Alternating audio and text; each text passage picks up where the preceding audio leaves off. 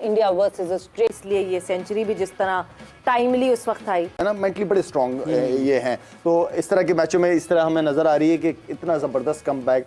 खैर credit goes to India, दोनों प्लेयरों ने आउटस्टैंडिंग इनिंग खेली है, लेकिन उनकी बॉडी लैंग्वेज ने देखिए ऑस्ट्रेलिया को ठीक ठाक बैकफुट पे की। Nitish Kumar Reddy, wow, what a guy, is amazing. और अभी 100 किया मेडन सेंचुरी इतने बड़े ग्राउंड में, इतनी बड़ी ऑडियंस के सामने, उस स्टेज पे भी जब आपकी टीम को जरूरत है, तो इससे अच्छी शानदार परफॉर्मेंस हो ही नहीं सकती।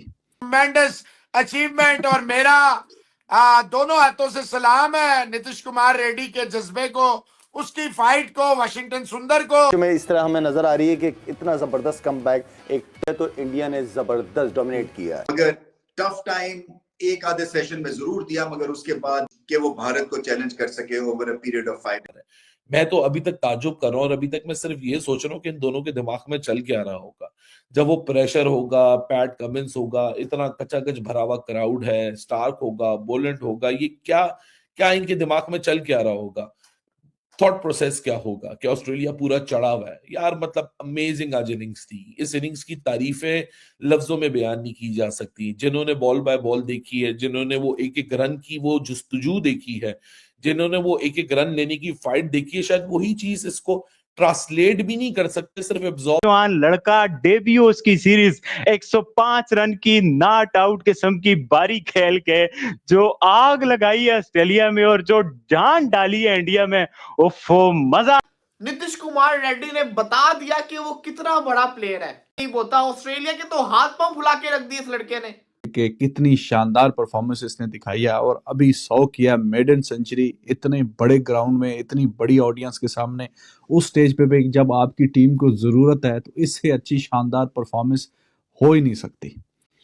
क्राउड में बार बार कैमरा, जैसे ही उसका 100 हुआ है, उससे पहले वो जो मोमेंट्स थे कि कहीं ना कहीं एक विकेट रह गया, पता नहीं अब स्ट्राइक मिलेगी नहीं मिलेगी, और वो सारी मोमेंट और कैमरा पड़ता था। उसका जो फादर है वो क्राउड में मौजूद है, और अपने फादर के सामने जिस तरीके से उसने इतना हिस्टोरिक और शानदार बेहतरीन, जिसकी जितनी भी तारीफ की जाए कम है।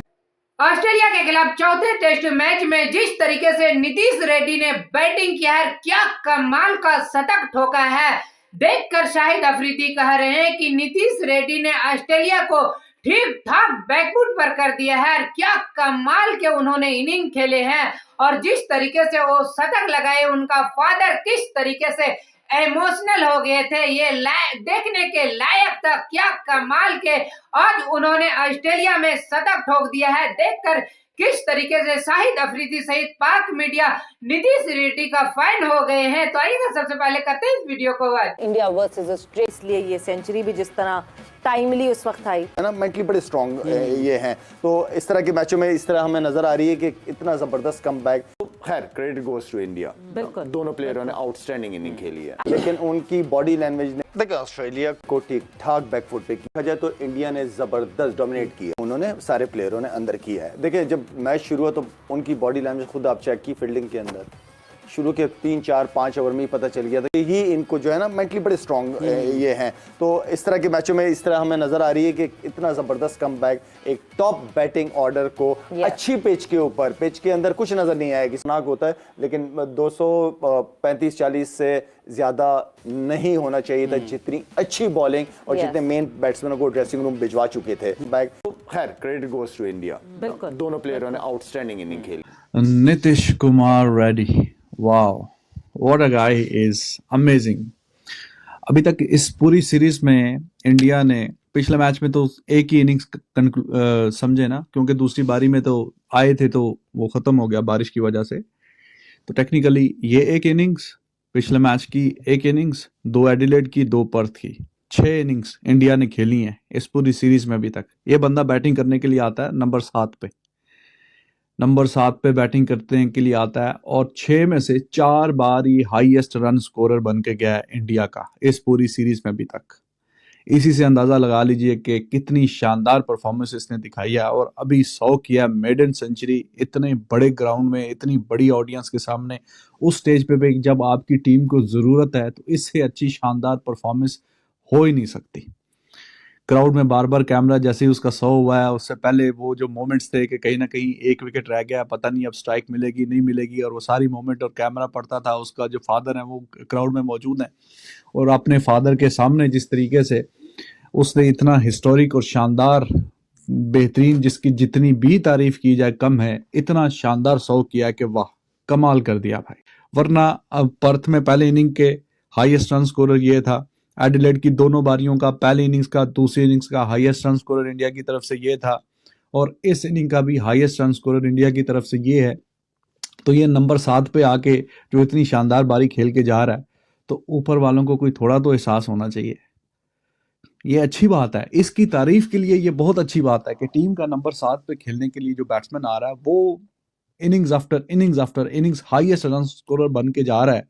तो 91 पे 6 आउट थे जब ये बैटिंग करने के लिए आया, और ऑस्ट्रेलिया के 450 रन्स बोर्ड पे लगे हुए हैं, और वहां से ये बैटिंग करते करते अभी भी नॉट आउट है, और अगर दूसरी एंड से सपोर्ट और भी आगे मिलती रही या थोड़ा अगर सपोर्ट करे तो और भी बीच में ऐड रन्स करेगा, और 358 पे अपनी टीम का टोटल लेके जा चुका है, जिसमें अपने जाती इसके 105 रन है with the help of 10 boundaries and 1 6। Amazing story, शानदार, बेहतरीन, लाजवाब। तो ऑलमोस्ट ऑस्ट्रेलिया को इतना फ्रस्ट्रेट भी किया, करते कराते 105 रन इंडिविजुअल इसने बीच में से निकाल दिए, और बीच में वाशिंगटन सुंदर उसकी भी बात करते हैं, ही वाज अमेजिंग टू। तो ये देखें ना, फाइटिंग करैक्टर हैं बीच में। जितने लोग देख रहे होंगे वो भी शॉक्ड होंगे यार, 221 के ऊपर 7 आउट हो चुके हुए थे भारत के। भारत का इस मैच के अंदर बुरा हाल हो गया हुआ था, लेकिन ये जो लड़का था ना, इस तरह ये करके दिखाना था। बड़े इनिंग्स से ऐसा लग रहा था कि कोई बड़ी इनिंग्स खेलने वाला है, बड़ी इनिंग्स खेलने वाला है, लेकिन आउट होके चला जाता, साथ उसके कोई साथ देता नहीं था। आज वाशिंगटन सुंदर ने नीतीश कुमार रेड्डी का साथ दिया। नीतीश कुमार रेड्डी ने बता दिया कि वो कितना बड़ा प्लेयर है। इससे पहले भी उसने परफॉर्म करके दिखाया है, 40 किए, 30 किए, इंप्रेसिव किए, मजा आया बल्लेबाजी देखने का। लेकिन आज जो इसने खेल दिया है ना, जब टीम को जरूरत थी, देखो प्लेयर का तब पता चलता है जब टीम जिसको कहते हैं ना फुल ट्रबल के अंदर हो और वो परफॉर्मेंस करके दिखाए। ये कोई इंडिया जीत नहीं रहा था या इंडिया स्टेबल पोजीशन के अंदर हो, नीतीश कुमार रेड्डी ने आके 100 मार दिया। इंडिया वर्स्ट पोजीशन के अंदर था, क्राउड हाउसफुल एमसीजी का। जब मैंने बात की थी कॉन्फ्रेंस की तारीफ करनी चाहिए, उसका पहला मैच था, 87,000 बंदा देख रहा था, तो मैं कहूंगा कि नीतीश कुमार रेड्डी की ज्यादा तारीफ करनी चाहिए, क्योंकि उस बंदे ने जिंदगी में पहली दफा मेलबर्न क्रिकेट ग्राउंड के अंदर वो खेल रहा है, जहां पे 90,000 बंदा सीटों के ऊपर बैठा हुआ है, जो कि विराट कोहली के अगेंस्ट नारेबाजी कर रहा है, जो सारे के सारे इंडिया के अगेंस्ट स्लेजिंग कर रहे हैं। क्राउड की मैं बात कर रहा हूं, उसमें इंडिया के 221 में 7 आउट है। वहां से उस लड़के ने बल्लेबाजी करना शुरू की है, और जो उसने शुरू किया है फिर पूरी दुनिया ने देखा है। सुंदर ने उसका साथ दिया, सुंदर ने आउटस्टैंडिंग 50 मारा। अगर सुंदर अभी भी खड़ा रहता ना, तो इस वक्त जो स्कोर होता वो यहाँ पे इनका 390 करीब होता। ऑस्ट्रेलिया के तो हाथ पांव फुला के रख दिए इस लड़के ने।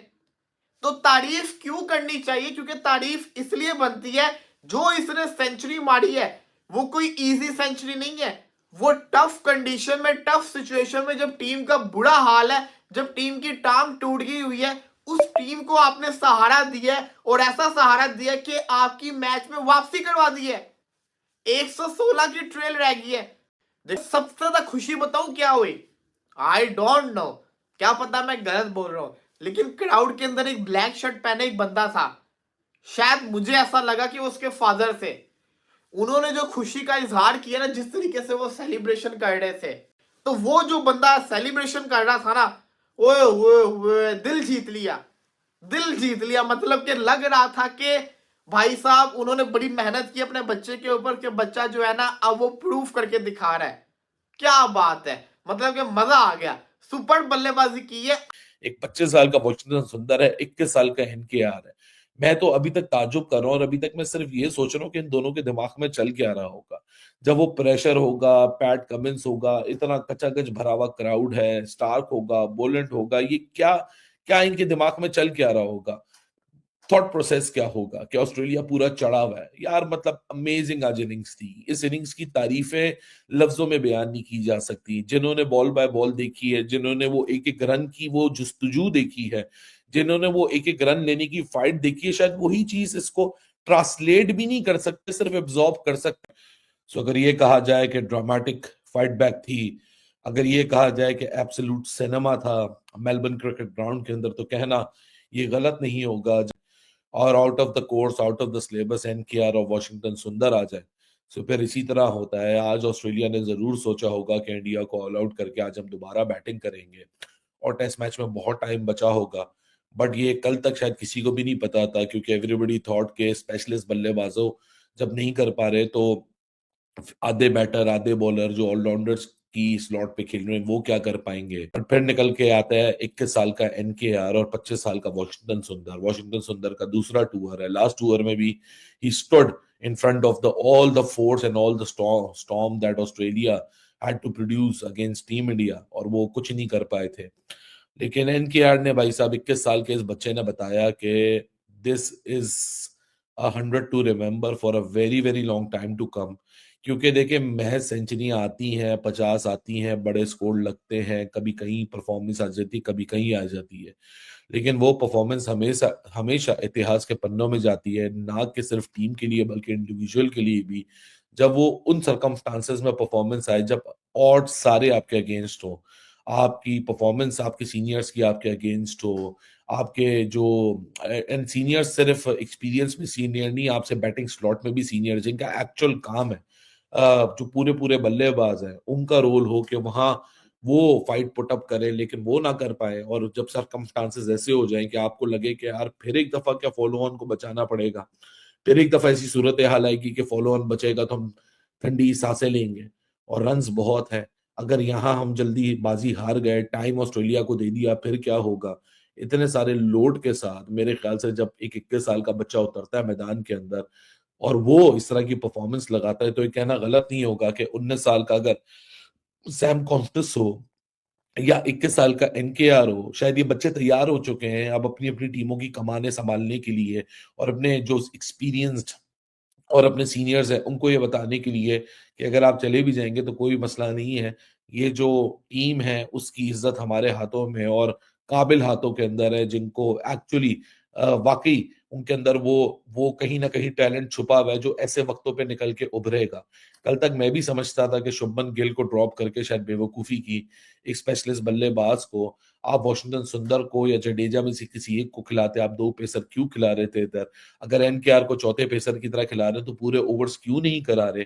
ये कल सारी बातें मैं भी करके गया, but it was an absolute cinema, an absolute shocker of a performance, not only for all the fans but also for Australia, जो कि आज ये सोच के बैठा होगा कि बैटिंग करेंगे। लेकिन तीसरा दिन निकाल के ले गया टीम इंडिया। और के साथ के ऑस्ट्रेलिया और इंडिया के दरमियान जो टेस्ट मैच का सिलसिला जारी है उसमें एक बार फिर से हिस्टोरिकल कमबैक हो गया।